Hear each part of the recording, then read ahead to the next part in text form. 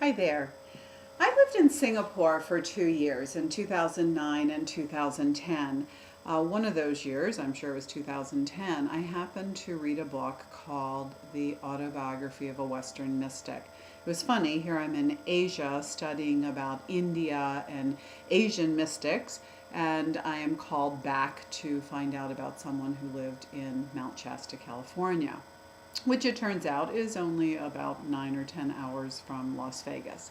So the next time I was visiting America, I was visiting Portland for some family up there, and I just one day popped in the car and drove down. It's about 5 or 6 hours down to Mount Shasta. I didn't know much about it. I didn't have any idea that it was a small town with a huge, huge mountain. But I did know that I was being called to go there. And of course, as it always works out when you're being called by Spirit and you're listening, I got there. It was after dark. I went to the Best Western and said, I want a room. And they said, oh, you're in luck. We have one left. Perfect, because that's how Spirit is. There's no reason to have a redundancy and no reason to have a void. Anyway, the first time that I went to Mount Shasta, I enjoyed it very, very much, and I felt like I had been there for a week when I'd only been able to be there for about 2 days. I did visit a few of the sacred sites, and I did feel like I was ingesting some of that rhythm and some of that beauty and some of that energy from Mount Shasta and drove away. At the time, I had no idea that I would be making a number of trips there. About a year later, I went back down with my daughter, a friend of ours, my 2 grandkids, and 2 grandpuppies. It was a car full. And it was the same sort of a vibration to it. I thought I was returning to something I already knew and was bringing along a couple people so they could enjoy it. However, I found when I got there, even though it had been less than a year since I was there the first time, the vibration was very different. It was much stronger, much louder, and even much more joyful than it had been the first time. So I've continued to go there about once a year. I've made 2 more trips there, both times with friends of mine. Each time I went, I loved it, and it was as if I was looking at the town for the first time because the vibration of the town kept rising and rising. One of my first trips there, I purchased a Moldavite, which I wear extensively. One of the other trips, I purchased the Aqua Aura, which I show you here. And Aqua Aura is very much a stone for healers and for mystics and for anybody because it deals with these 3 chakras. The reason I point this out to you is because every time I've gone there, it's not that I've gone searching for, it just presents itself. It is just in existence. And one of the times that I went there, I went to a kind of a show, a seminar, a couple-day seminar, and it had a lot of different information. In particular, it talked about the crystal skulls, which at the time I was not aware of at all. It turns out that there are ancient crystal skulls, and because they are crystals, they have been able to pass information through from one crystal skull to another. I'll do a whole video on that because that would go on forever. However, I do want to introduce you to the crystal skull that I purchased in Mount Shasta, and this is a rose quartz, very beautiful carved rose quartz. She is not ancient. She's was carved in Brazil not too many years ago, and her name is She-Ra. The next time that I went there, which was just about a little bit more than a year ago, I spoke to a very nice man by the name of Bill, and he is the owner of the Mount Shasta Ranch. And as I spoke to him, I could see spiritually all these people around the ranch. And I said, is this a particularly vibrant center for spirit world to come through? And he said, yes, it very definitely is. Most of the groups that they have there are there on a spiritual track and are there to enjoy, of course, the mystical beauty as well as the physical beauty of Mount Shasta and the ranch itself. So we go forward, and I said to him then, just kind of, boop, spirit off the top of my head, and I said, I'm going to be back. And when I come back, I'm going to bring more people with me because it's so close to us. You don't have to go all the way to India to experience this vibrancy and this knowingness of being a guru or a mystic, and when it's right around the corner basically from us.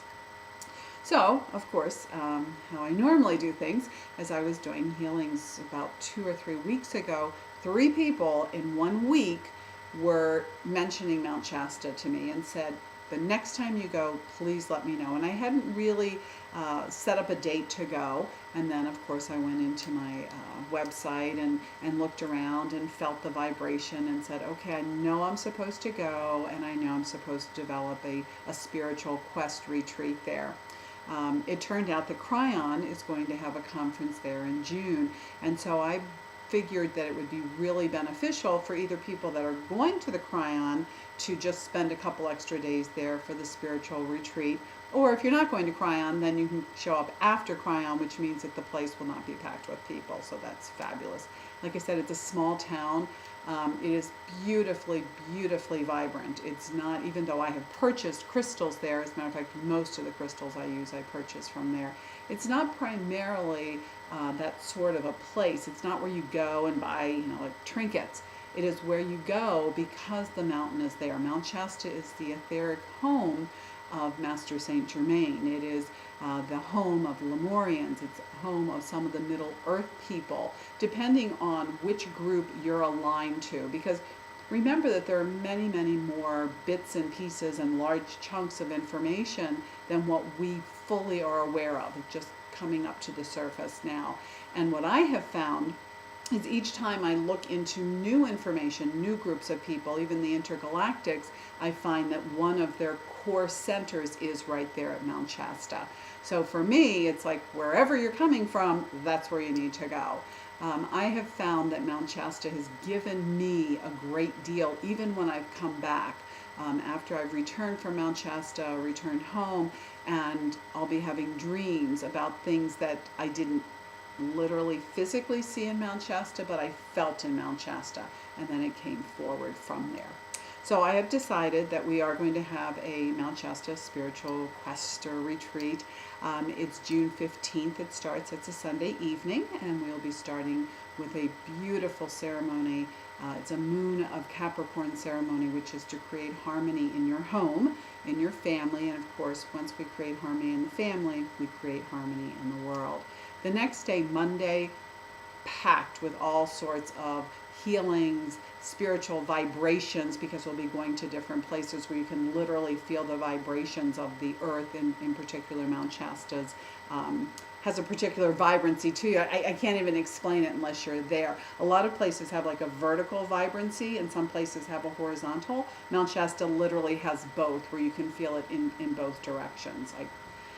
I'm just amazed by it. And like I said, each time I go, it's better and better. So it's not even like I feel like I'm repeating it too much. So on Monday, we will have healings. We will have meditation. We will be able to see the earth and how it looks from our point of spiritual view, not simply, oh, here's some pretty trees and here's some pretty flowers. This will go on all day Monday. On Tuesday, we start out with a different type of blessing. It is a earth blessing. It's a little bit different than what most people have done, and it is particular or peculiar, whichever way you want to look at it, to Mount Shasta. And then in the afternoon, it's free time, or if you prefer, there's an optional tour that we're going up to Master Saint Germain's meadow. He has what we have named, Earth beings have named Panther Meadows. And it's a beautiful, beautiful area of just heather.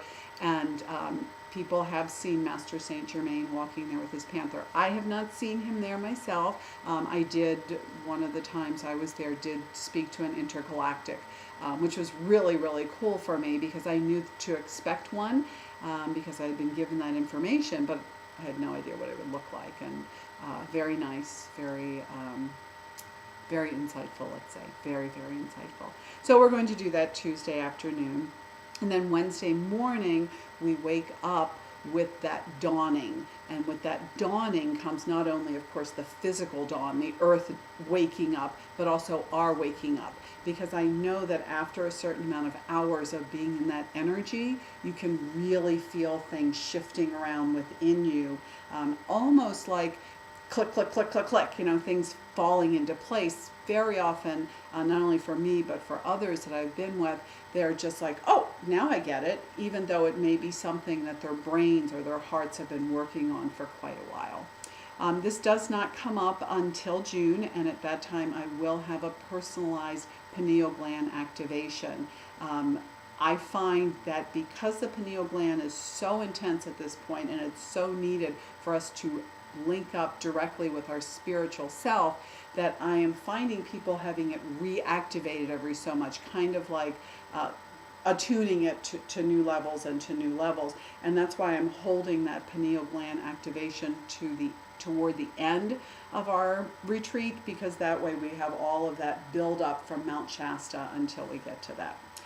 If you are interested in coming with us, please let me know right away, because the ranch can only hold the rooms until the end of March. The reason for this, Bill is a very, very sweet man. June is part of their high season, so that they do need to have things booked up, and people will be calling, and that's my phone, people will be calling to reserve those rooms at that time.